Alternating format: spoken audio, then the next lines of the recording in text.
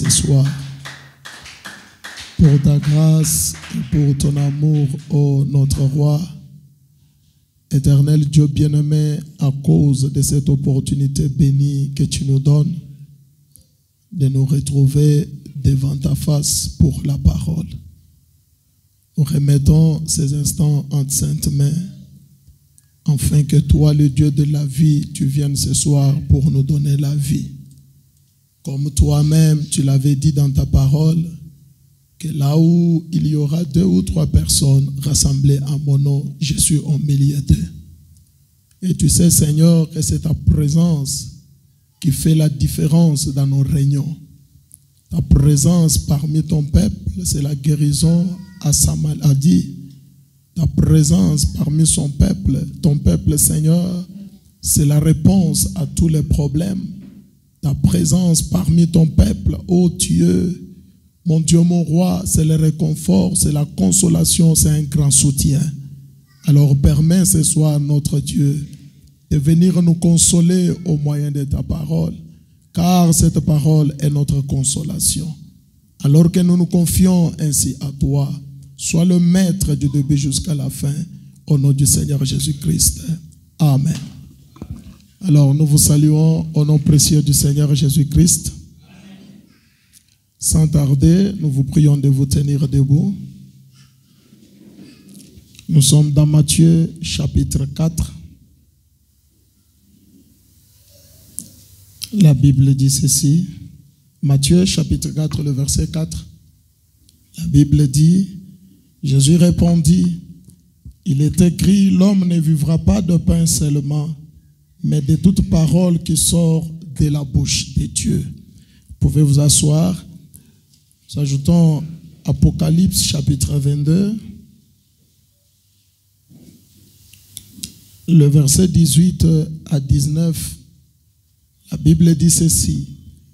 Je le déclare à quiconque entend les paroles de la prophétie de ce livre. Si quelqu'un y ajoute quelque chose, Dieu le frappera de fléaux décrits dans ces livres. Et si quelqu'un retranche quelque chose de paroles du livre de cette prophétie, Dieu retranchera sa part de l'arbre de la vie et de la ville sainte décrit dans ces livres. Amen. Alors, j'aimerais encore ajouter une écriture dans l'Ancien Testament. C'est dans Osée. Osée chapitre 4, le verset 6. La Bible dit ceci. Mon peuple est détruit parce qu'il lui manque la connaissance. Puisque tu as rejeté la connaissance, je te rejetterai et tu seras dépouillé de mon sacerdoce. Puisque tu as oublié la loi de ton Dieu, j'oublierai aussi tes enfants. Amen. Que le Seigneur ajoute la bénédiction à la lecture de sa parole. Ok, voilà, nous sommes toujours en train de parler sur l'importance de la parole. Nous insistons et nous continuons pour que l'Église arrive à saisir quelque chose. Vous savez, ce n'est pas pour rien que nous prêchons en insistant. Nous ne voulons pas être des prédicateurs ou des croyants superficiels qui on prêche la parole superficiellement et ceux qui croient la parole la croient aussi superficiellement. Non. Fouabana me dit, je crois, ça doit être dans pourquoi ne sont pas une dénomination. Il dit que son ami le charpentier, je crois, ça doit être le frère Oud ou quelque chose comme cela, ou Sotman, je ne sais pas quoi, encore j'oublie le nom. Il lui dit, Fouabana, on tape le clou en insistant pour que la planche tienne bien. Amen. Même s'il y a le vent, du fait que vous avez frappé fortement ce clou-là, le vent ne peut pas emporter la charpente. Mais si le clou n'est pas bien enfoncé, dès qu'il y a un petit vent, la charpente s'envole. Alors, nous sommes là pour insister, pour que le peuple de Dieu comprenne que, en dehors de la parole, il n'y a pas autre chose qui soit important dans la vie d'un chrétien. Amen, amen. Vous voyez votre Bible, elle vous dit, au commencement était la parole. La parole était avec Dieu. La parole était Dieu. Et la Bible dit, tout ce qui existe a été créé par la parole. Donc la parole a tout en elle. La parole produit le Saint-Esprit. La parole produit la vie. La parole produit la bénédiction. La parole produit le réveil. La parole engendre la puissance. La parole produit les miracles. Donc tout ce dont toi tu as besoin ou ce que tu cherches, ça ne se trouve que dans la parole. C'est pourquoi nous insistons beaucoup. Donnez à la parole la première place. Vivez selon la parole. Maintenant, pour arriver à vivre selon la parole, pour arriver à faire les choses selon la parole, on doit d'abord connaître cette parole-là. Amen. Parce que nous pouvons toujours dire parole, parole, parole. Mais de quelle parole il s'agit? Amen. Les gens s'appellent aujourd'hui des croyants. Par exemple, comme nous venons de lire là, Jésus a dit, on vivra de quoi? De toute la parole. Pas une portion de la parole, non, mais toute la parole. C'est ce qui donne la vie. Une fois que vous avez seulement une partie de la parole, cela ne donne pas la vie, c'est la mort. Et vous avez la preuve depuis le jardin d'Éden. Ève a pris seulement une partie de la parole. Elle a négligé l'autre partie. Et la mort est entrée. C'est la raison pour laquelle vous voyez en Apocalypse, on dit, celui qui ajoute à cette parole ou retranche, lui aussi aura des problèmes. Il sera frappé de fléaux. Sa part sera retranchée. Pourquoi? Dieu veut que sa parole reste telle qu'elle l'a prononcée. Amen. Et si vous n'arrivez pas à connaître la parole, la Bible dit, vous êtes détruits. Et vous voyez, l'Éternel lui-même dit, puisque tu as négligé la connaissance, puisque tu as rejeté la connaissance, je te rejetterai aussi. Sans connaissance de la parole, vous allez adorer le diable sans le savoir. Sans connaissance de la parole, vous serez en train de servir Dieu en dehors de sa volonté. Sans la connaissance de la parole, frère, vous allez penser que vous êtes sur la bonne voie, alors que vous êtes déjà égaré il y a de cela très longtemps. Et tu es en train de faire route seul, tu n'es pas avec Dieu. Est-ce que vous êtes avec moi? Et quand il s'agit de la parole, nous n'avons pas d'amis. Quand il s'agit de la parole, nous n'avons pas d'amitié. Un frère ou une sœur n'est pas votre mesure de la parole. Unité de mesure, voulais-je dire. Oh non, parce que celui-ci fait comme ça moi aussi. Non, non. Nous, je vois aussi même des fois, j'entendais un langage là tel que, mais on voit les photos de Sœur Meda avec des jupes ici au niveau des genoux. Sœur Meda n'est pas votre modèle. Amen. Notre modèle, c'est ce qui est sorti de la bouche de frère Branham.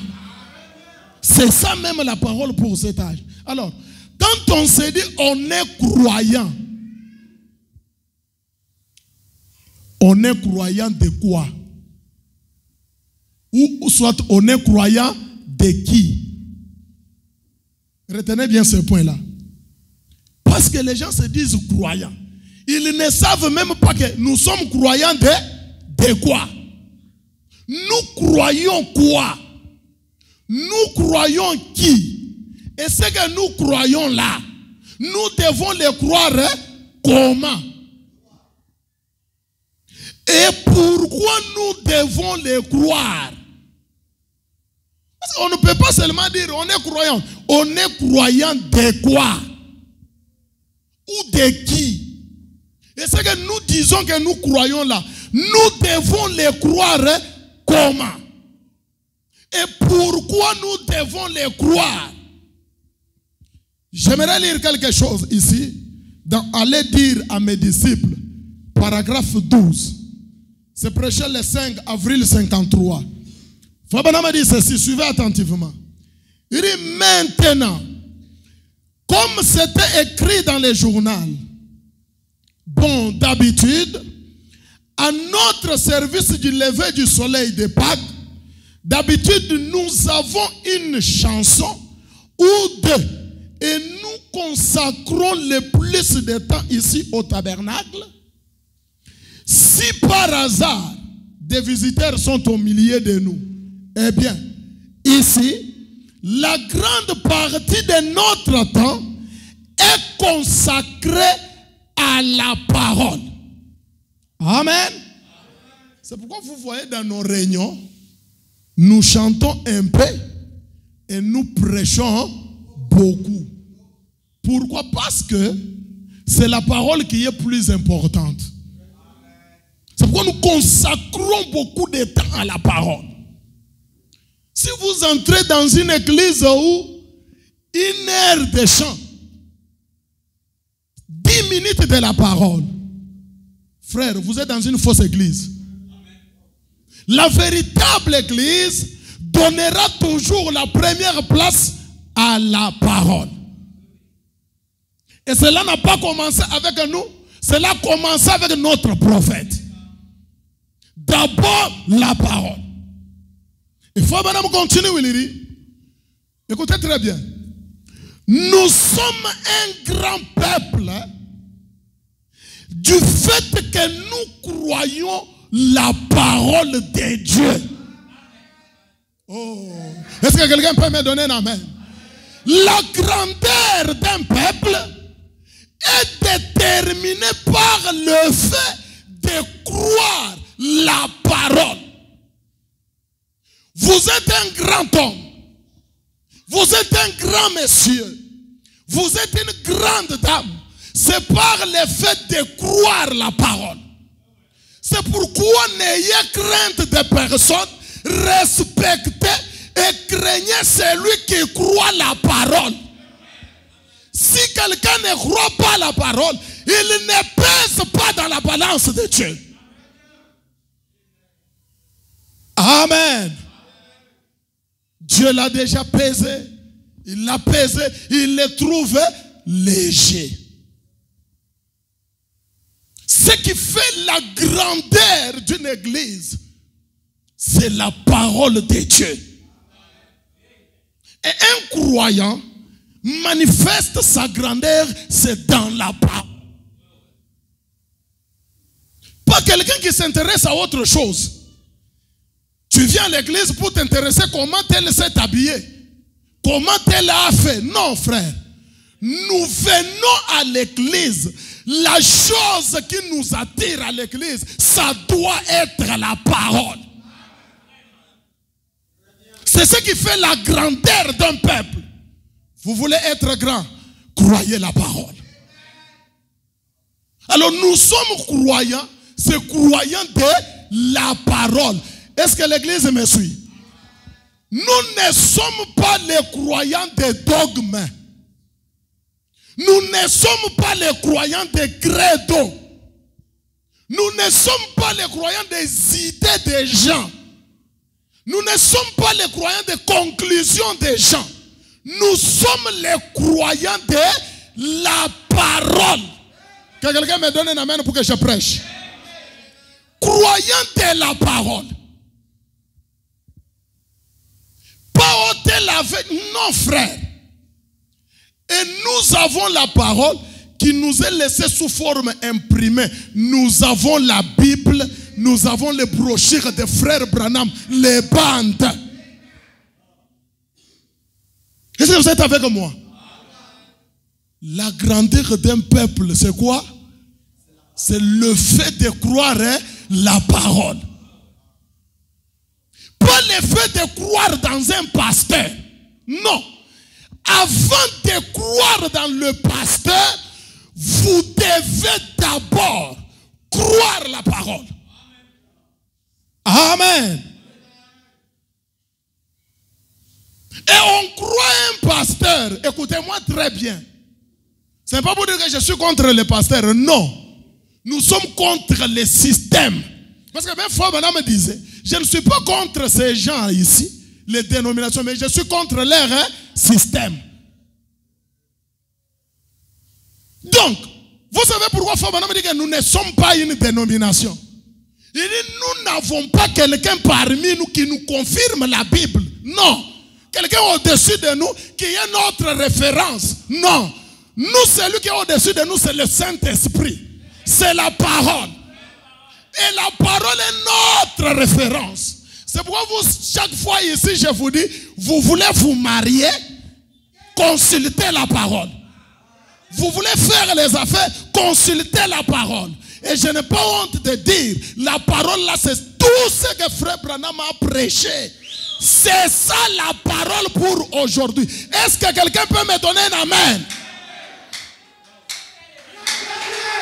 C'est ça là. Écoutez, quand je vous dis croyez la parole, je vais dire croyez ce que Branham a prêché. Je m'attendais à un grand amen. C'est ça la parole. En dehors de cela, frère, c'est la confusion totale. En dehors de cela, c'est la mort. En dehors de cela, il n'y a pas de vie.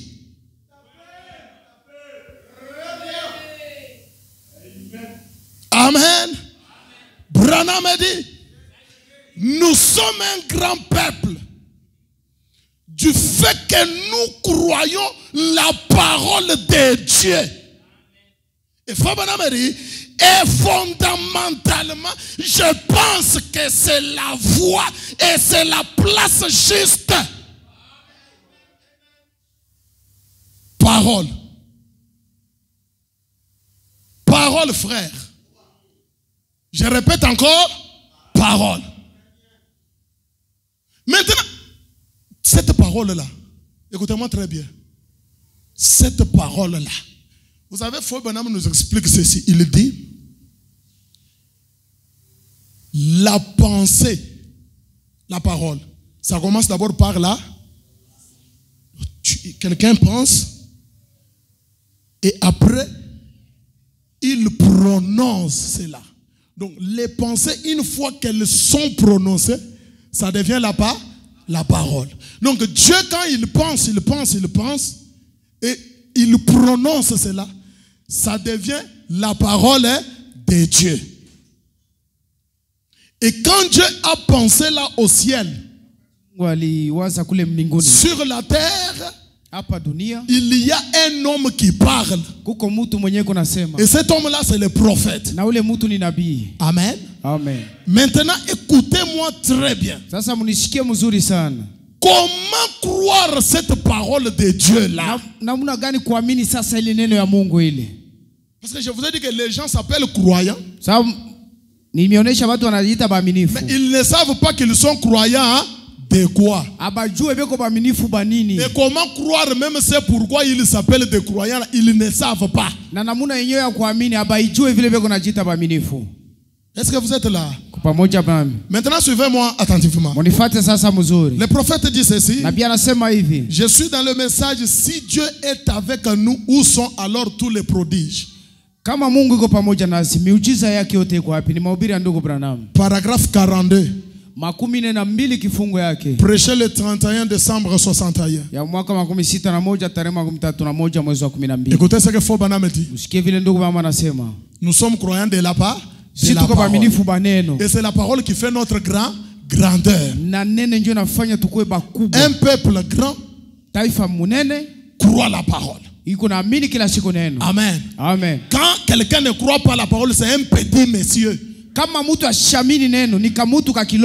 s'il roule dans des jeeps, Hataki tembea magari. Même s'il est gros. Hataki munene sana. Même s'il a beaucoup d'argent et beaucoup de Hataki fesses. na pesa mingi. C'est un petit monsieur. Kamutu kakiloko. Un grand monsieur croit la parole de son jour. Mungu kuna mini neno ya siku yake. Une grande église, c'est celle qui croit la parole prêchée par les prophètes. Même si une église a 20 000 croyants, mais aussi longtemps que la parole de frère Branham est négligée, cette église n'est pas une grande église. Branham dit, nous sommes grands par le fait de croire la parole.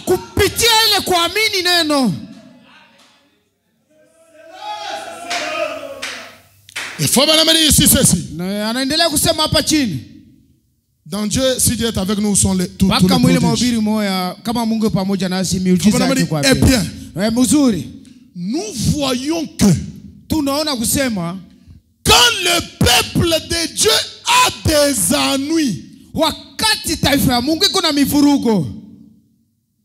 Branham dit, eh bien, nous voyons que quand le peuple de Dieu a des ennuis, Dieu leur envoie toujours un prophète. Que quelqu'un me donne un amen. Quand un peuple a des ennuis, Frère Branham dit, Dieu leur envoie toujours un prophète. Et le prophète vient avec quoi? Mon prophète dit, avec la vraie parole. Et quand il y a la vraie parole, ça veut dire qu'il y a aussi la fausse parole. Mais les prophètes que Dieu envoie, Dieu lui envoie toujours avec la vraie parole. Et frère Branham dit, pourquoi Dieu l'envoie avec cette vraie parole? Pourquoi Dieu envoie cette vraie parole avec le prophète? Pour faire sortir les gens de ses ennuis. Écoutez maintenant ça. Frère Branham dit, il n'y a jamais eu d'époque. Il n'y a jamais eu d'époque où le peuple de Dieu ait eu des ennuis sans que Dieu leur envoie sa parole. Et sa parole, comme nous l'avons vu ce matin, vient au prophète. Amen. Amen. Nous sommes croyants de là-bas. Mais comment croire cette parole? Comment recevoir cette parole? La parole, la vraie parole de Dieu vient au travers d'un prophète. Et frère Branham dit, et pour tester cela, pour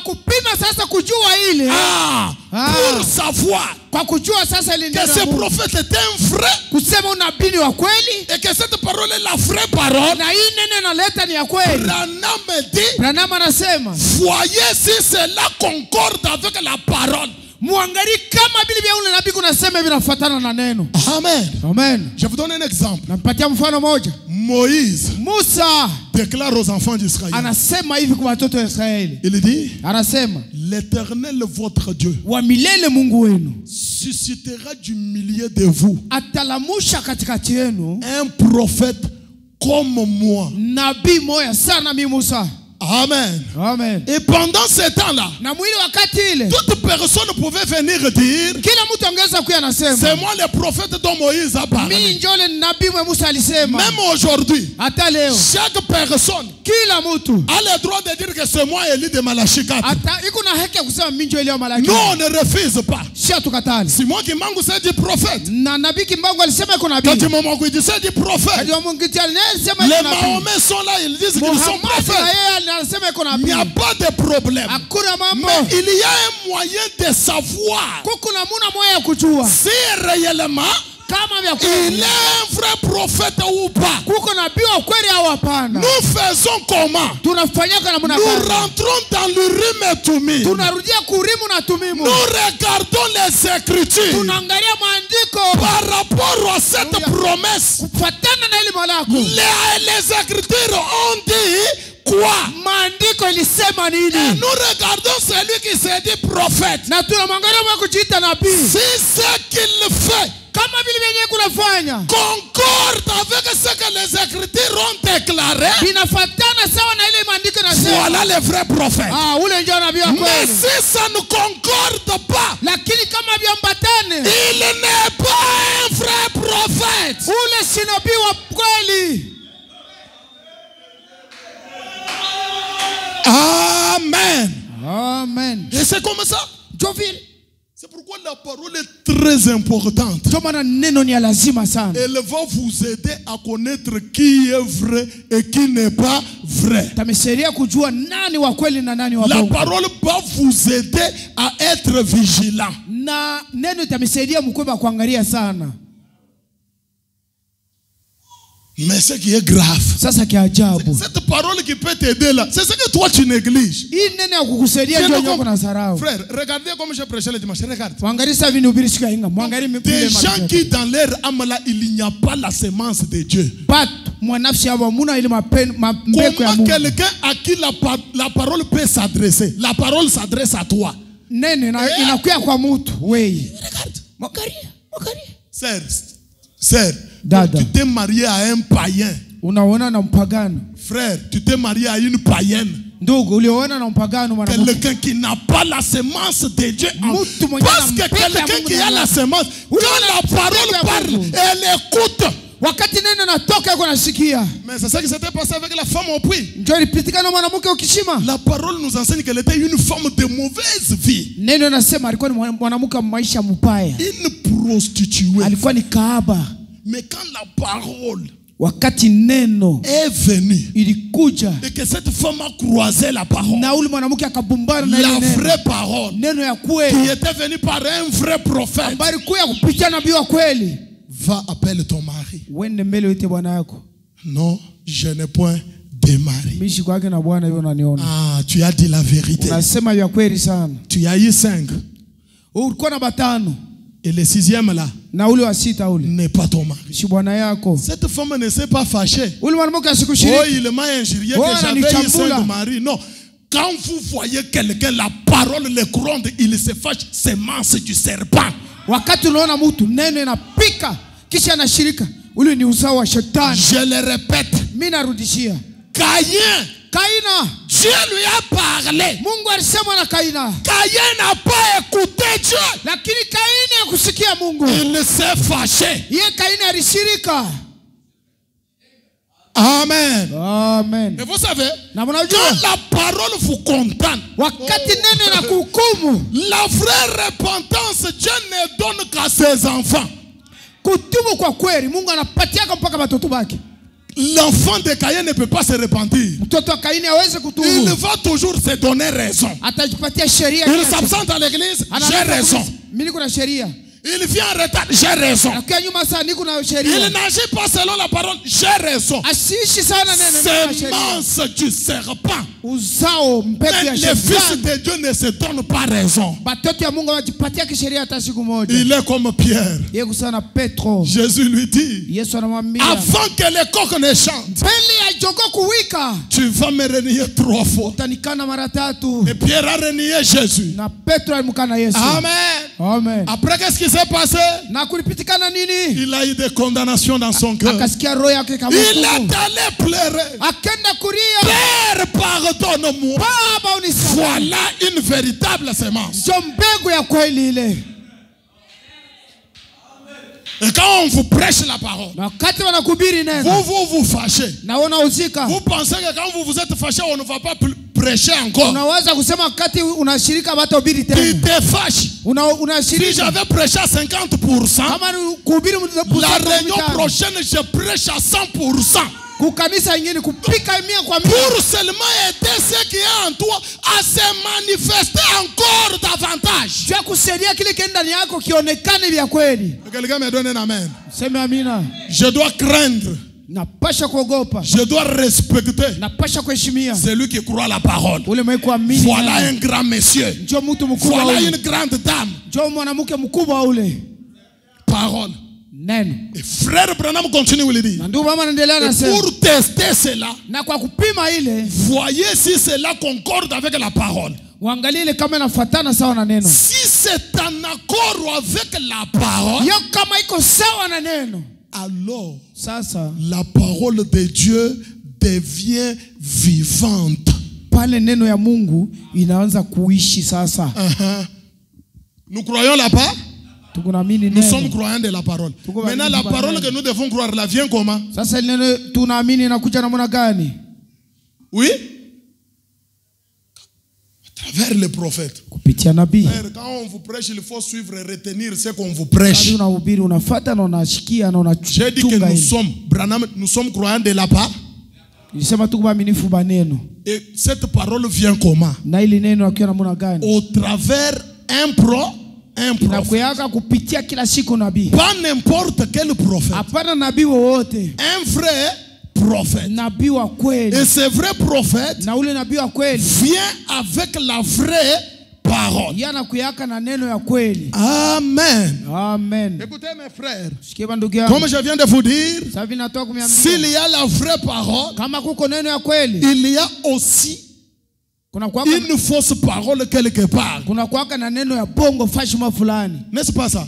Haina vile. Maintenant, écoutez-moi très bien. Msikie mzuri sana. Frère Branham me dit, Ndugu mama anasema, tout prédicateur du Nouveau Testament kila mhubiri wa agano jipya est un prophète. yeye ni nabii. Est-ce que vous comprenez? Unasikia pale? Comme je vous prêche ce soir là. Sasa hivi niko na mhubiri magharibi. Je suis un prophète du haut de la chair. Niko nabii hapa yule ya mimbale ya kuhubiri. Un autre pasteur dans son église, là où il est en train de prêcher, là, il est aussi un prophète du haut de sa chair. Na mchungaji mwingine kule kuna hubiri kanisa yake. Na hiyo wakati anapanda pale kuna nabii. Maintenant, j'aimerais que vous puissiez faire cette différence. Penda mubebe ili mwachanishe ile mbalimbali. Écoutez, Sikie. frère Branham me dit, Ndugu Branham anasema, il n'y a jamais eu de prophète majeur dans un âge donné au même moment. Non. Mwakati mukipindi kimoya, mwakati moya hakuya kuyaka banabii bakubwa bawili. La parole vient au prophète. Neno inakuya kwa nabii. Dans un âge donné, Mwakati mukipindi ce ne sont pas aux prophètes des prédicateurs, non. aina manabii hapa bahubiri sawa na pengine hapana. Est-ce que vous m'écoutez? Munanisikia? La parole vient avec les prophètes majeurs. Neno inakuyaka na ule nabii mkubwa sana. Comme les Jean-Baptiste. Sabili ba Yohana Mbatizaji. Comme les Paul. Saba Paulo. Comme de Moïse. Saba Musa. Est-ce que vous êtes avec moi? Tuko pamoja Comme pale. les Élie. Sabili ba Elia. La parole n'était pas venue par Élie. Neno haikukuya kupitia Elia. Et en même temps par Élisée. Mumaramo paka pale inafuata tena La na Elisha. parole n'était pas venue à Moïse. Neno ikuya kwa Et Musa. en même temps à Josué. Na pale inakuya tena kwa Yoshua. Est-ce que quelqu'un me comprend? Mungu La ananisikia? parole n'était pas venue à Paul. Neno haikukuya kwa Et Paulo. en même temps à Timothée. Non. Pale inakuya tena kwa La Timotheo. parole n'était pas venue à Jésus. Neno ikuya kwa Et Yesu. en même temps aux apôtres. Non. Na pale inakuya tena kwa mitume hapana. Jésus. Yesu. Moïse. Musa. Élie. Elia. Ils étaient des prophètes majeurs pour leur temps. Barikoni banabii bakubwa walikuwa wakati wao. Josué, Yoshua, Timotheo, Agabus, Élisée na Elisha. C'était des prophètes mineurs. Walikuwa ni manabii wa kidogo. Quelqu'un me donne un amen pour que je prêche. Sema amina apate kuhubiri. Et aujourd'hui, Na leo la parole pour cet âge neno kwa hii wakati est venue avec frère Branham. ilikuya na ndugu Branham. La parole n'est pas venue par le pasteur Élisée, non. Neno haikukuya kupitia mchungaji Elisha. Frère Branham Ndugu Branham est le prophète de toutes les églises dans le monde entier. yeye ni nabii wa makanisa yote Que mdunia quelqu'un me donne mzima. un amen pour que je prêche. Mais le pasteur Élisée Lakini mchungaji Elisha est le prophète de Shalom Tabernacle. yeye ni nabii wa amani Et maskani. ça se limite là. Na binaishia pale. Est-ce que l'église me comprend? Kanisa mnashikia? Maintenant, Sasa la parole que le prophète Élisée Blessing doit prêcher, neno ambaye mchungaji nabii Elisha Blessing apasha ce n'est kuhubiri. pas sa propre parole. Haina neno yake mwenyewe. Il doit puiser dans la parole du prophète majeur. Anapasha kuibeba muneno ya nabii mkubwa. Est-ce que vous êtes avec moi? Tuko pamoja pale. Et quand le prophète majeur parle, Wakati nabii mkubwa anasema, écoutez-moi, mshikie, nous n'avons pas le temps d'aller vérifier c'est vrai ou bien c'est faux. Non. hatuna wakati wa kuangalia ni vya kweli au hapana. Lui, quand il parle, Wakati nabii mkubwa tout anasema, ce que lui dit, c'est la vérité. anasema ni kweli. Lui n'a pas moyen de tromper. Yeye hakuna namuna alande. Est-ce que vous me comprenez? Unanisikia pale? Pourquoi? Parce qu'il est la bouche de Dieu. Juu ya nini? Yeye ni kinywa cha Mungu. Je vous fais une démonstration. Na mionesha kidogo ka kitu kamoya hapa. Je vous fais une démonstration. Nataka mionesha hapa, mwangalie mbele. Suivez attentivement. Fate mzuri. Frère Jacques, Ndugu Jacques, pense quelque chose dans ta tête là. waza kitu mwa kichwa chako. Est-ce que tu as pensé? Ushakuwaza? Hein? Hein? Tu as pensé? Ok.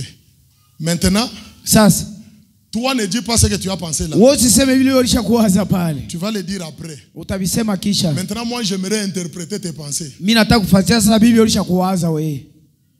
Tu es en train de dire que Huko nasema hivi, tu vas acheter la veste demain. utauza koti kesho. C'est ça? Ndio vile. C'est ça? Ndio vile. Toi, tu disais quoi? Tu pensais quoi? Wewe ulikuwa unawaza nini? Parle-nous de ce que tu pensais. Weanza kuwaza hivyo ulikuwa unasema.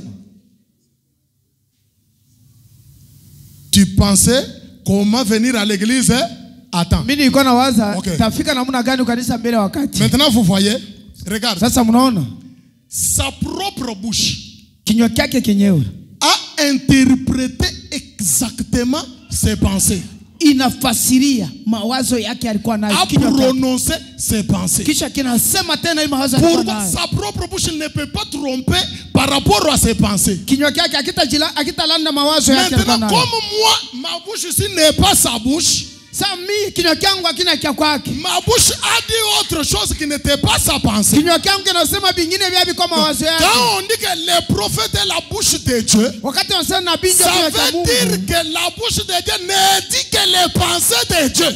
Ni kusema kinywa cha Vous Mungu comprenez? kinasema mpaka mawazo ya Mungu. Donc la bouche de Dieu Ni kusema kinywa cha Mungu. interprète. Donc il n'y a pas moyen que cette bouche-là se trompe. Il n'y en a Kuna pas. namuna kilande kile kinywa C'est kile. pourquoi l'interprétation de la parole est réservée au prophète. Ndio maana kusema kwa neno kunabakia tu kwa manabii. Parce que lui seul est la bouche de Dieu. Kama nabii ndio kinywa cha Mungu. Pas une autre bouche. Hakuna Parce kinywa que quand kingine. l'autre bouche va essayer d'interpréter les pensées de Dieu, elle va se tromper. Wakati viatu inatafuta kutafsiria mawazo ya Mungu itajilanda upeke tasema bongo.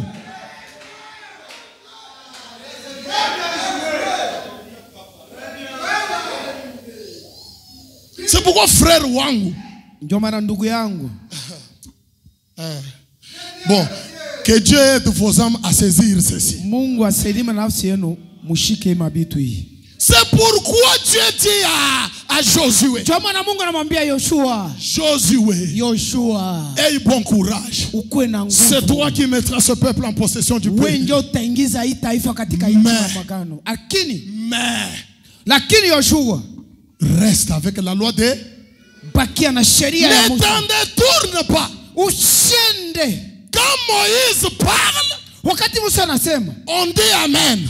Unasema amina. Mais quand Josué parle, Wakati Yoshua anasema, nous rentrons d'abord dans la loi de Moïse tunarudia mbele msheria ya pour Musa. vérifier si ce qu'il a dit là est dans la loi de Moïse. Tuangalie kama vile anasema ni vya kweli. Quand frère Branham parle, Wakati ndugu Branham anasema, Shalom dit amen.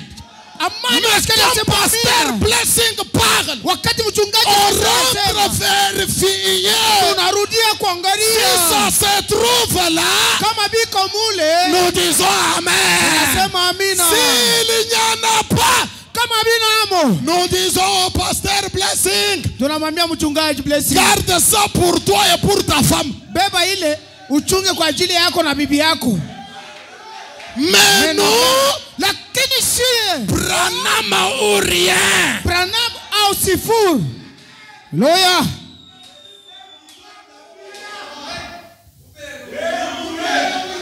Et si vous ne croyez pas ça, Na kama muamini ile, vous n'allez pas entrer au ciel. hamutaingia mbinguni. Le chemin du ciel. Njia ya kwenda mbinguni Oh, c'est Branham a dit. ni Branham kubyote. Haleluya.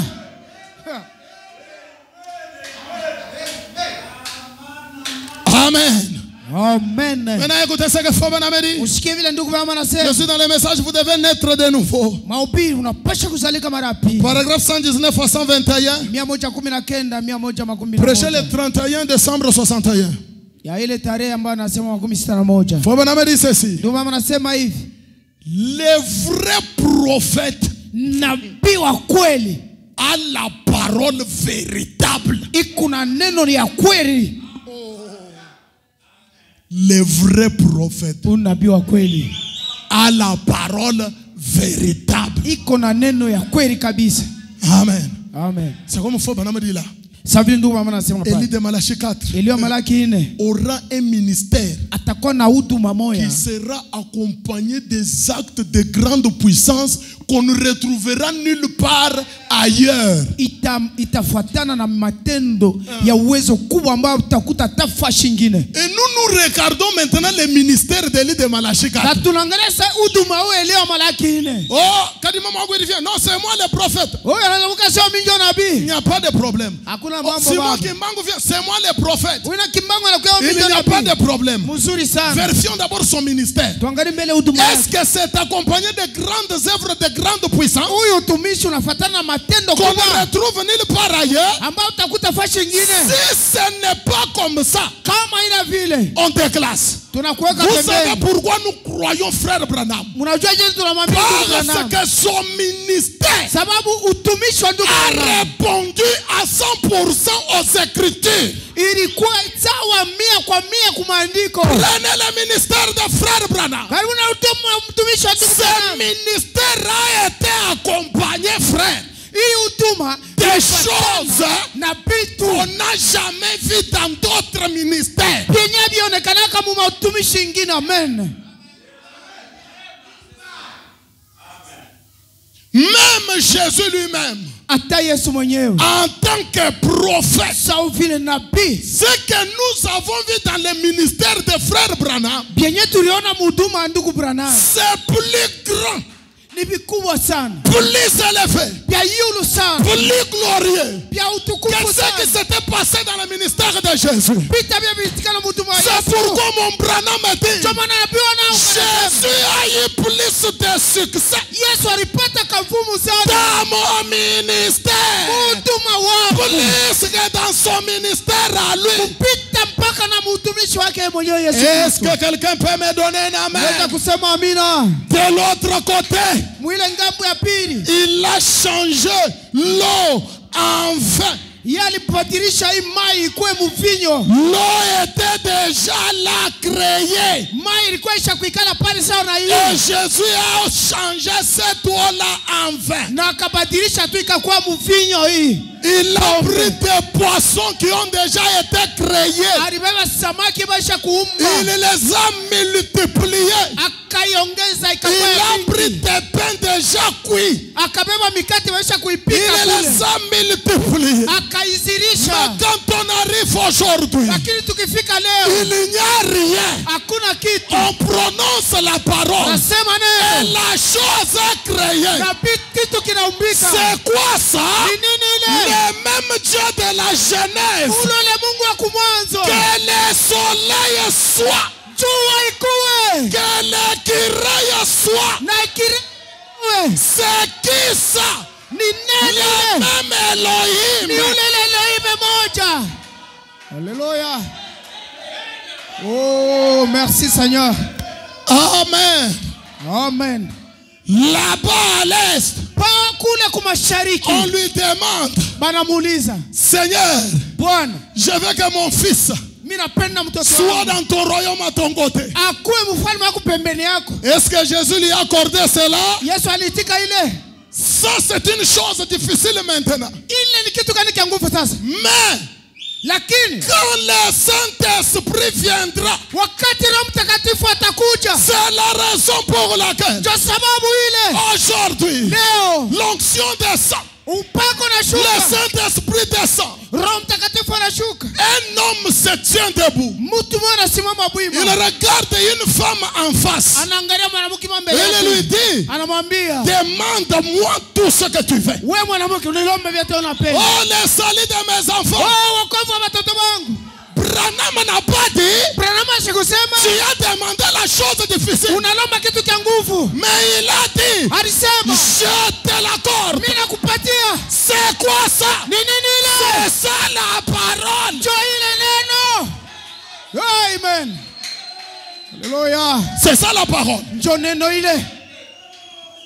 Et c'est un monsieur comme ça Ni mtu sana ule. que nous devons croire. Ndio tunapasha C'est un kumwamini. monsieur comme ça Ni mtu sana ule. par qui la parole vient. Kupitia yeye neno nakuja. La parole ne peut pas venir.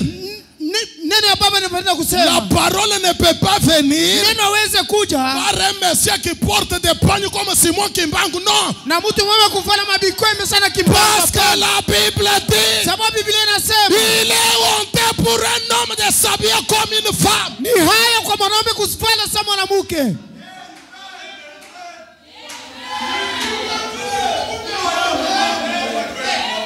Et ce que ces prophètes déclarent, Na kile kinabii kunasema c'est ça la parole. ndio neno yenyewe. Ah, les vrais prophètes Nabii wa kweli a la parole véritable. iko na neno ya kweli. Mon prophète dit, Nabii wangu anasema comment namna gani éprouvez-vous un vrai prophète mtajua kusema ni nabii wa kweli mumupige s'il a la vraie parole? kama iko na neno ya kweli, Et si ce n'est pas une parole authentique, na kama ina neno halisi ya kweli, il s'agit alors d'un faux. ina pale muku na ule wa bongo vya kweli. Précieux frères, Wapenda bandugu, ne voyez pas de faux prophètes seulement au niveau des prophètes majeurs, non. usione manabii wa bongo tu mpaka manabii wakubwa, hapana. Même dans nos églises, Hata makanisa yetu il y a beaucoup de faux prophètes du Nouveau manabii Testament. wa kweli mabongo, Pour savoir que c'est pasteur, kwa kujua kusema pour mchungaji, savoir que c'est prédicateur, kujua mhubiri c'est un vrai prophète. ni nabii wa kweli, Il doit rester avec la parole authentique. anapasha kubakia na neno ya kweli. Branham dit, Branham anasema si ce n'est pas une parole authentique, kama ina neno ile ya kweli il kabisa, s'agit alors d'un faux. sasa ni ule ni wa bongo. Écoutez maintenant. Musikie sasa. Ya. Oh, Branham lala. dit, Branham anasema s'il dit quelque chose kama anasema kitu kimoya de contraire à cette parole, ya kuachana na hii neno, et naga cette parole hii neno était la parole de Dieu, na hiyo ilikuwa ni neno ya Mungu, alors sasa que la parole de Dieu soit reconnue pour vrai, na neno ya Mungu ionekane sanjo ya kweli, et celle de tout prophète pour un mensonge. na ya kila nabii pati kwa sababu ya bongo. Mon prophète dit, Nabii wangu anasema, et si cette parole qui vient du prophète na kama hii neno yenyewe natoka kwa nabii est la parole de Dieu, hiyo ni neno ya Mungu, alors il est un vrai prophète. sasa yeye nabii wa kweli, Parce que la parole vient au prophète. sababu neno natoka kwa nabii. Écoutez,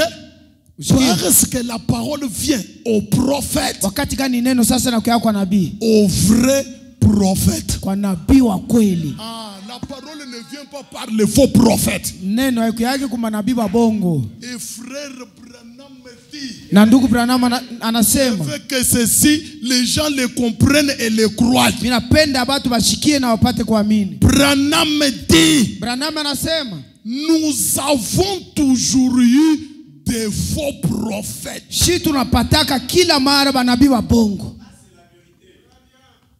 Nous avons toujours eu Shi tunawapataka kila siku des faux.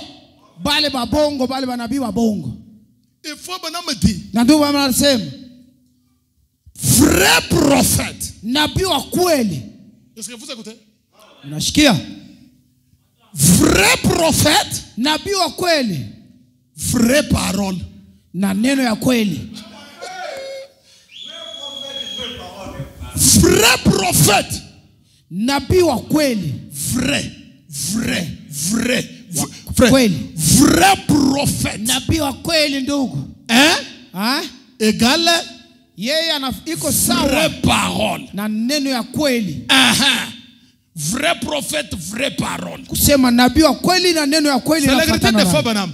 Et il dit, na anasema faux prophète, nabii wa bongo fausse parole. na neno ya bongo vile vile. Faux prophète, Nabii wa bongo fausse. yeye iko sawa na neno ya bongo yatakuya nayo. Fausse parole. Regardez. Mwangalie. Or les prophètes, Na manabii, on nous a dit que tout prédicateur du Nouveau Testament était kila mhubiri wa Agano Jipya ni nabii. Regardez. Mwangalie sasa. Vrai ministre, Mtumishi wa kweli, mhubiri wa vrai kweli. prédicateur, Mhubiri wa kweli, vrai pasteur, mchungaji wa kweli. Na neno yake ya kweli kunafuatana naye. faux ministre, Huyu mhubiri wa bongo huyu, faux pasteur. mchungaji wa bongo. Na neno yake ya bongo. Maintenant, pose-toi la question. Sasa ujiswali mauswali wewe mwenyewe. Ton pasteur est-il vrai? Nabii mchungaji wako ni wa kweli?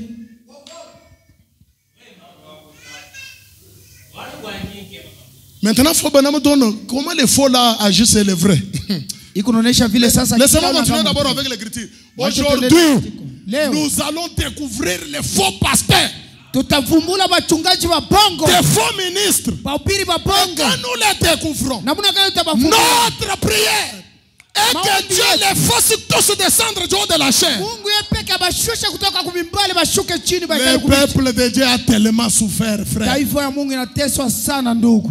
Tellement souffert. Basha kuteswa sana.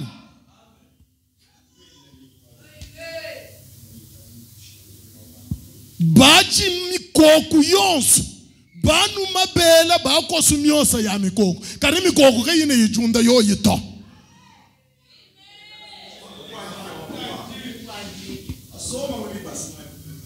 10 minutes de la parole, dakika 10 ya neno, 1 heure de récolte de offrande de saa mzima ya Oh, kwanza offrande kukula te. sadaka. Hii ndio sadaka ya hivi. Hii ndio ya hivi. 10 minutes de prédication, Dakika 10 ya mahubiri, 1h30 pour demander l'argent. saa mzima na nusu. Ulete Faux pasteur. mchungaji wa bongo wewe. Oh non, il y a le parfum de l'onction ici. Oh, Faux pasteur. Kuko manukato ya upako hapa, mchungaji wa bongo. Le véritable parfum que nous avons, c'est le Saint-Esprit. Manukato ya kweli tuko nani? Roho Mtakatifu. Amen. Amen. Branham dit, Branham anasema il dit que faux prophète, fausse parole. nabii wa bongo na neno ya bongo. Et c'est quoi la fausse parole? Na neno ya bongo ni nini? Ce sont nos credos. Branham anasema ni mafundisho yetu nos ya Sabato. dénominations. Madhehebu yetu. Joignez-vous à ceci. Mwende mjiunge kwa hiki. Dites ceci. Museme hivi. Croyez ceci. Na muamini hivi. Faites ceci. Mufanye hivi. Credo et dogme. Mafundisho ya batu na ili madogme hapo. Paragraphe 120. Faut bon amadi. Mais la vraie parole vient au vrai prophète. Neno ya kweli inakuyaka kwa nabii ba kweli. Et ces prophètes na bali banabii ba kweli vous annonce la vraie parole. Beko na miletea neno ya kweli banabii. Mon prophète dit, nabii anasema, si vous suivez cette vraie parole, kama unafuata hii neno ya kweli, vous obtenez une vraie expérience de la parole. Mutapata mapimo mzuri ya neno. C'est pourquoi je vous avais dit, le Saint-Esprit ne vient que par la vraie parole. Si ce que tu écoutes n'est pas la vraie parole, tu vas jeûner 40 jours. Le Saint-Esprit, tu n'en auras jamais. Le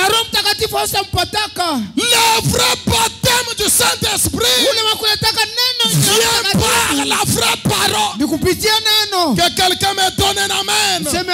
C'est pourquoi ne soyez pas fanatiques de vos pasteurs. S'il prêche, dites-lui, pasteur, prêche-nous la parole.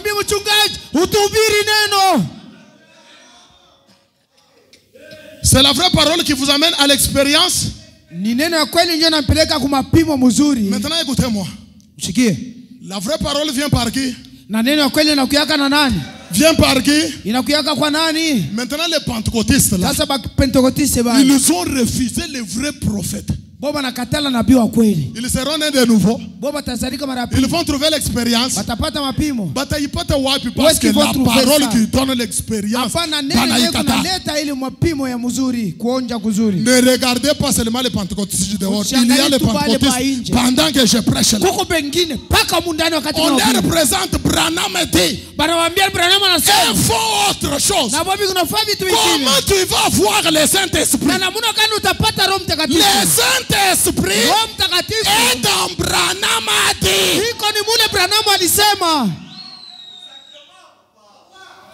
C'est le Saint-Esprit vient là. Bon, maintenant toi tu refuses, frère Branham. Le prophète qui a amené la vraie parole. Papa, pas d'expérience pour toi. Branham dit, si vous suivez cette vraie parole, elle vous amène à l'expérience. Et mon prophète continue de dire, il dit, parce que la parole, Branham dit, parce que la parole se fait chair en vous. Est-ce que quelqu'un peut me donner un amen? Dieu dans la chair humaine, c'est être baptisé du Saint-Esprit. Et cela est possible qu'en suivant le vrai prophète.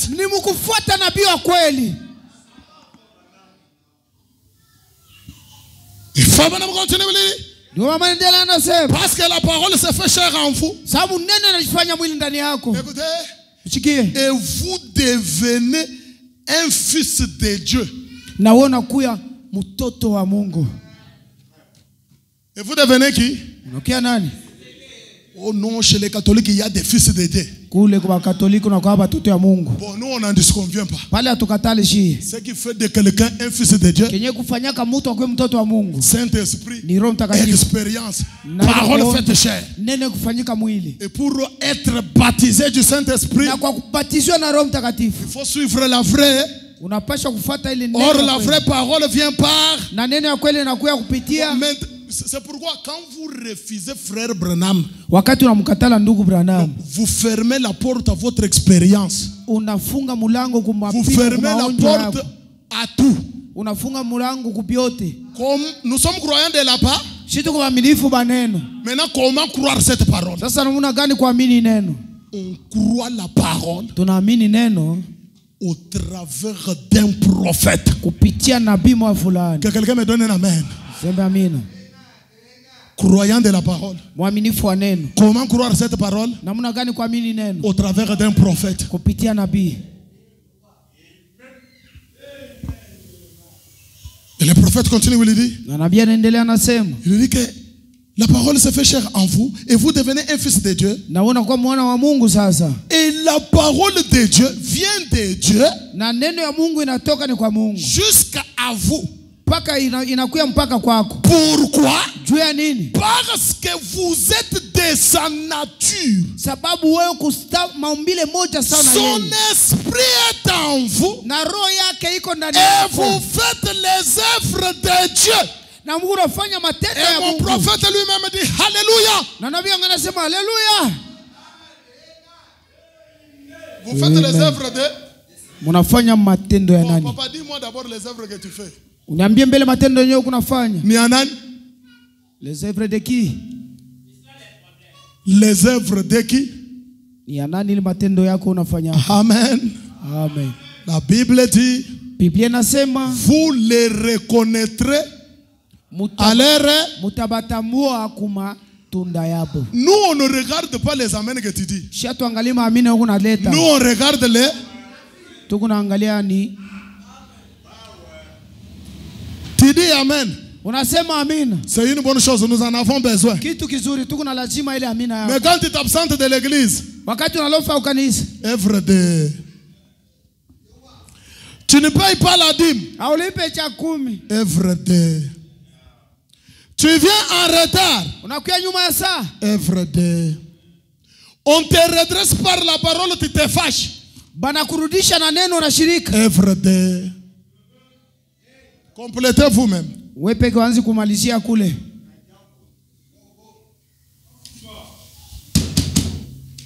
Oh non, c'est un frère bien, c'est une sœur bien.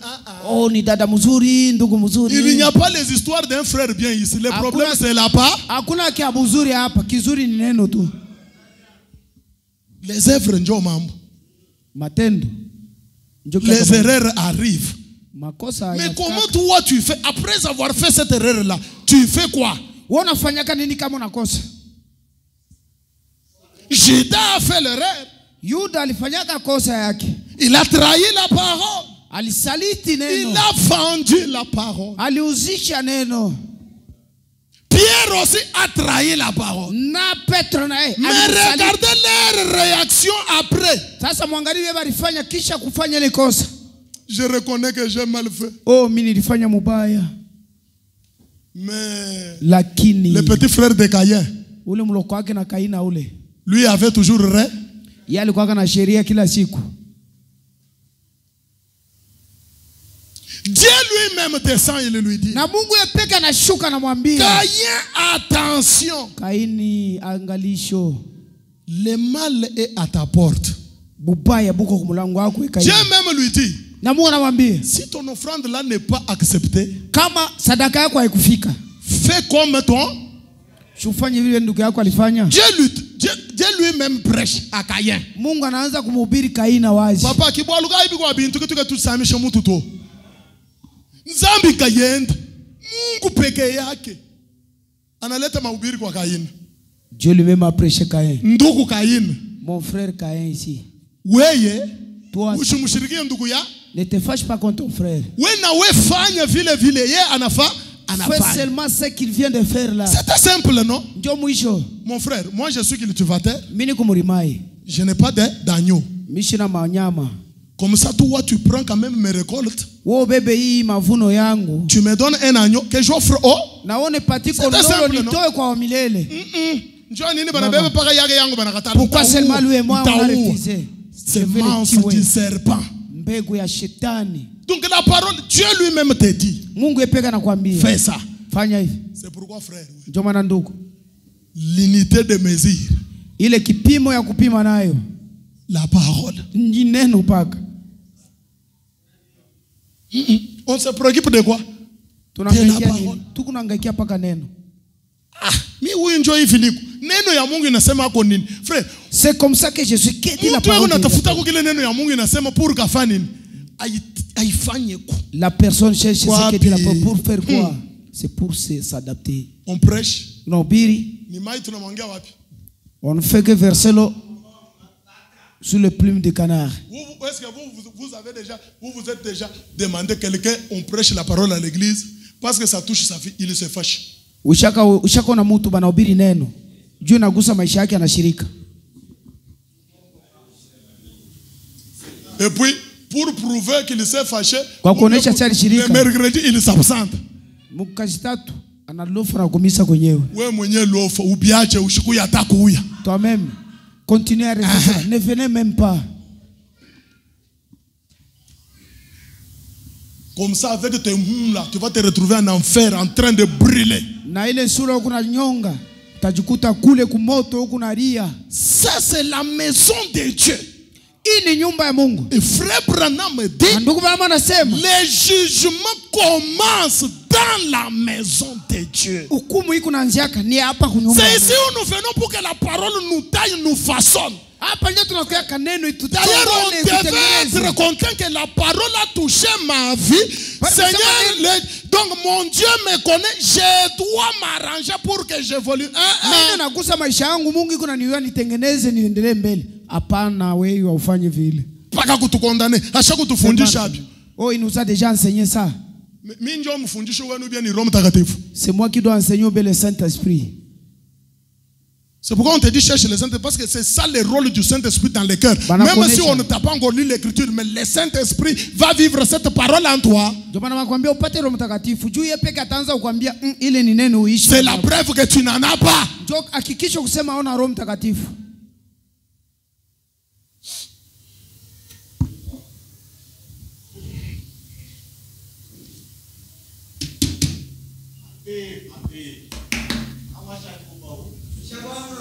Branham dit, écoutez, les faux prophètes amènent une fausse parole. Que font-ils? Ils ont des fausses sensations. Fausses sensations. Alléluia, amen. Alléluia. Dès que tu vois les alléluia, les amen là, parce qu'on a touché le mal de quelqu'un d'autre. Un bouc. Parce que Fabana me dit, un agneau quand on l'amène à l'abattoir, il ne fait pas de bruit. Mais un bouc, dès que vous le touchez,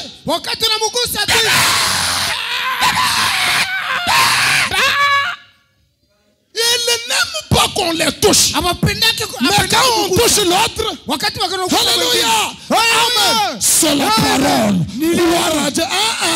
Même quand on te touche toi aussi, dites encore gloire à Dieu. Amen. C'est ça. Non, non. Non, ce qu'on a prêché, c'est pour telle sœur. Ce qu'on a prêché, c'est pour tel frère. Frère Branham dit, un jour, il était trop dur en prêchant. Quand il termine sa prédication, une sœur, une femme le suit dehors.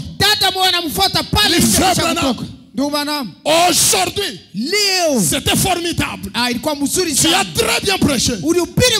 Mais seulement, tu ne m'as pas touché moi. Ah bon?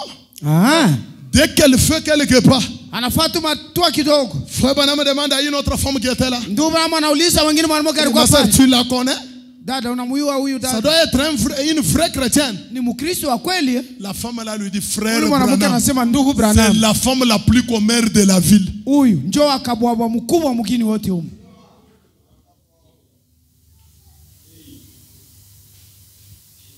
Amen. Amen. Miri muone ule sœur Clémentine pasteur arimunawisha mayi kumacho. J'ai vu la sœur Clémentine être lavée par le pasteur au visage comme ça, j'ai vu ça. Pendant que toi tu voyais la sœur Clémentine être lavée là. Insoumise à ton mari. Tu ne vois pas l'insoumission là. Nous ne venons pas à l'église pour distribuer la parole aux gens. Nous venons à l'église. La parole te concerne toi-même.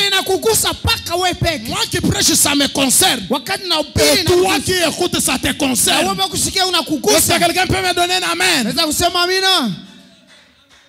Amen, amen, amen. Des faux prophètes ont des fausses sensations. Il faut me dire.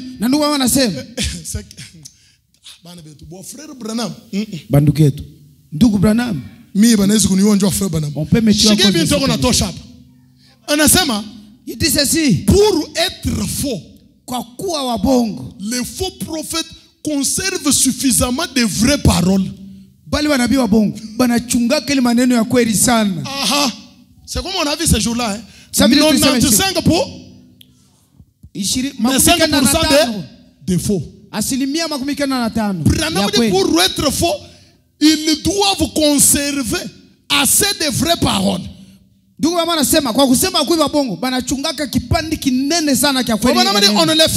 ne le faisait pas, mais la Bible dit. Vous voulez noter la référence biblique à ce sujet? C'est 2 Timothée chapitre 3. Voyez-vous, les faux prophètes conservent assez de vraies paroles pour la rendre fausse. Parce que la Bible dit qu'ils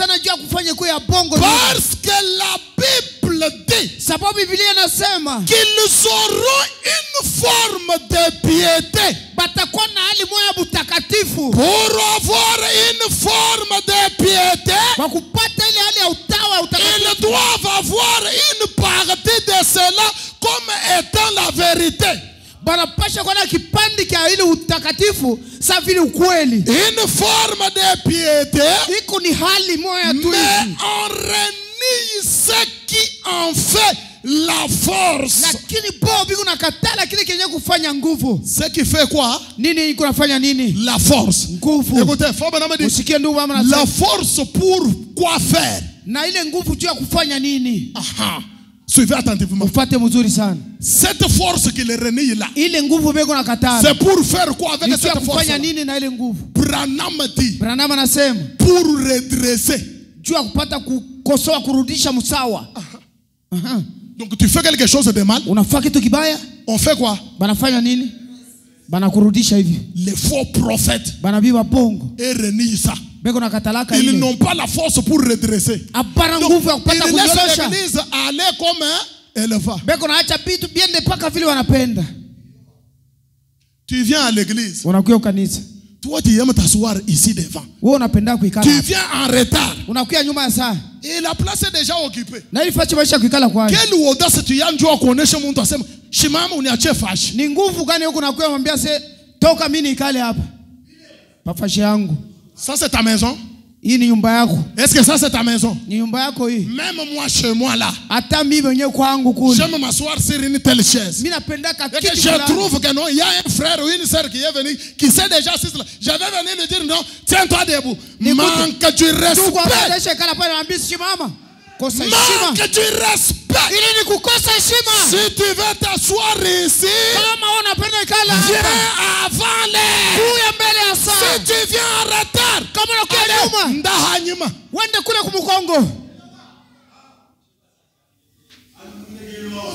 ukaikale mukiti ya kuvunjika kule nyuma. Prêche la parole comme ça, et vous riez. Unahubiri neno vile na Mungu anacheka.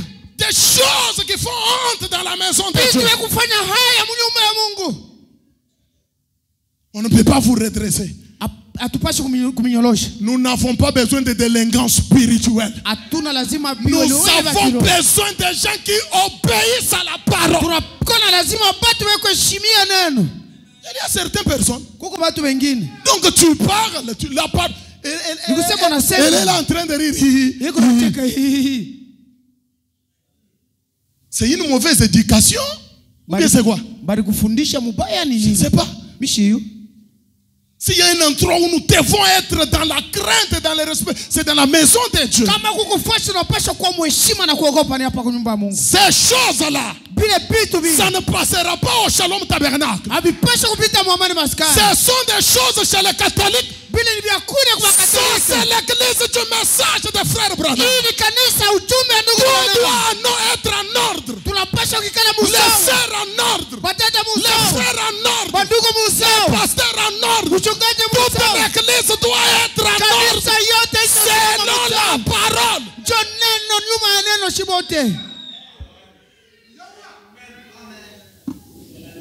Vous vivez n'importe comment à la maison. Et vous amenez des trucs à l'église. Et vous venez à l'église comme si c'était dans la toilette que vous entrez. Même dans la toilette, tu toques avant d'entrer, non? Et la maison de Dieu est devenue une caverne de voleurs. La parole n'est pas respectée. Non, ça ne passera pas, frère. Si vous négligez la parole, c'est peut-être parce que vous ne l'avez pas encore connue. Mais nous qui avons connu la parole, qui avons pris toute notre vie, c'est comme le pasteur Billy vous parlait ici, frère. Nous autres, on a sacrifié notre vie pour la parole. Et je ne permettrai pas que quelqu'un sabote le message. Qui que tu sois, qui, frère. Même si tu me payes $10,000 de dîmes, je m'en fous. Garde tes $10,000. Mais laisse-moi te dire la vérité. Le Dieu pour qui je prêche ne m'abandonnera jamais. Soit nous sommes croyants de la parole, ou soit nous ne sommes pas croyants. La parole est la parole. Aucun pasteur n'est au-dessus de la parole. Aucune femme n'est au-dessus de la parole. Aucun homme n'est au-dessus de la parole. Ce qui est au-dessus, c'est la parole. Parole ou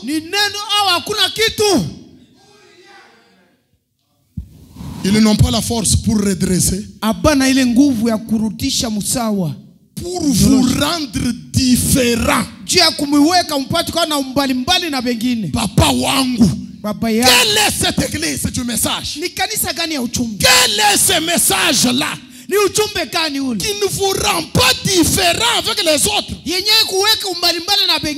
autres portent les mèches. Vous aussi vous avez les mèches. Les autres ont des plantes. Vous aussi vous avez des plantes. Les autres ont des habits serrés avec des fentes. Maintenant, la différence elle est où? Laissons alors le message.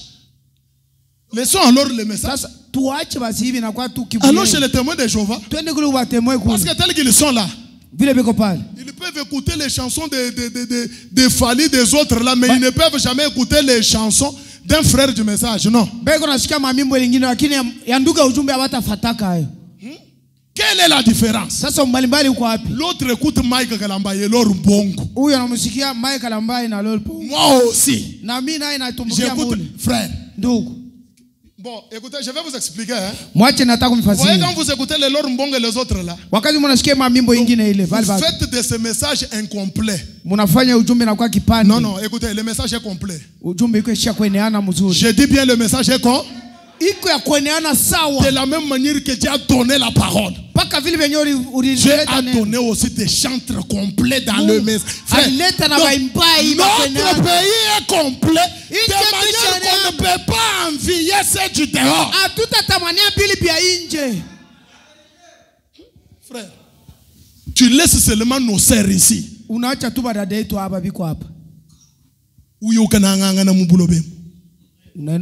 comprends pas. Hein? Sœur, il y a des frères ici. Toi, tu ne les vois pas. Dans cette église-là, on ne peut jamais me marier. Tu es en train de prophétiser. Qu'il te soit fait selon ta foi.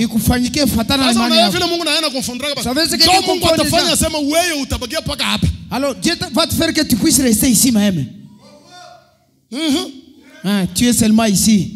Papa, vous ne savez pas vile Mungu anikalaka? Amujui vile comment est-ce que Dieu est Mule mumisi mimi shone mu bwana. dans cette église. Mimi kunaona ni wanaume tu sione. Michi. Dans cette église là, moi je ne vois pas de femmes là. Mimi sione mwanamke ni wanaume umamjipe huko. Ndio baisha kuyala. Je ne me marierai pas dans cette église. Sitaoanaka mwile kanisa ile. Mwile kanisa hii bongo. Bilela. Wewe na miza. Est-ce que mtu anayofa shatawaka? Est-ce que l'homme connaît là où il va se marier? Et ce sont des choses comme ça. Nous sommes contre des choses comme ça. Tu peux minimiser un homme pour qui le Seigneur a versé le sang au bois du calvaire. Une femme pour laquelle le Seigneur a versé. Dans cette église ici, tout le monde est des ennemis. Je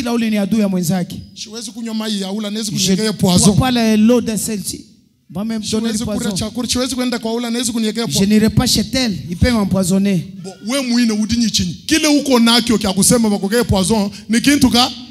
Qu'est-ce que tu as de spécial qu'on puisse t'empoisonner? Ce sont des langages qui sont au milieu de vous. Que Dieu pardonne des gens qui profèrent de telles choses. Comment moi ici? Je peux seulement voir mon épouse là et déconsidérer tout le monde. Donc tout le monde ici n'a pas de valeur.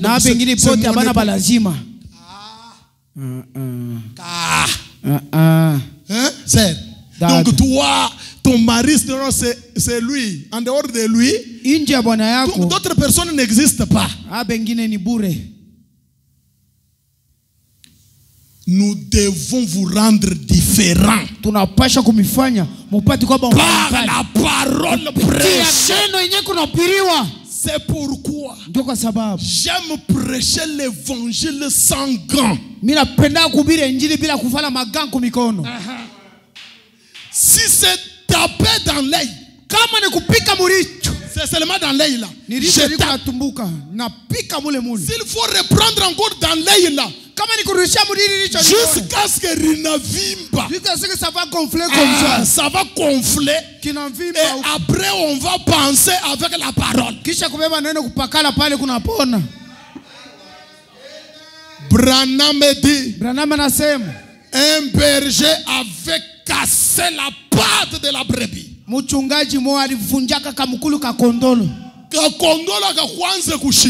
Cette brebis ne comprenait pas. La tête était trop dure.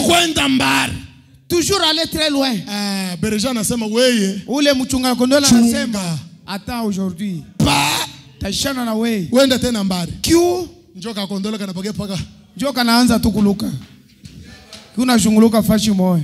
Et après on prend soin de toi.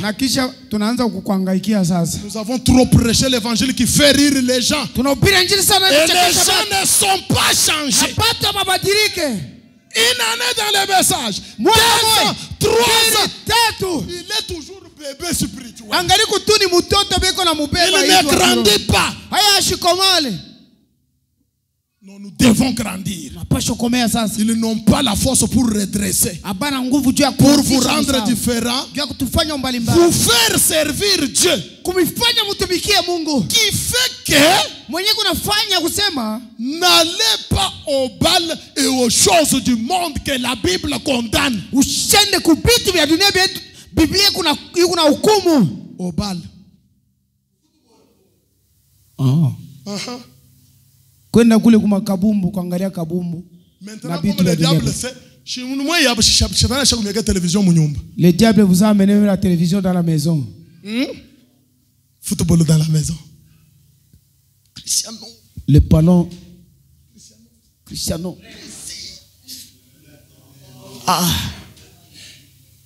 Mais il ne peut pas rester jusqu'à 0 heure pour prier. Mais quand il y a un match, kama kuku tu football ile siku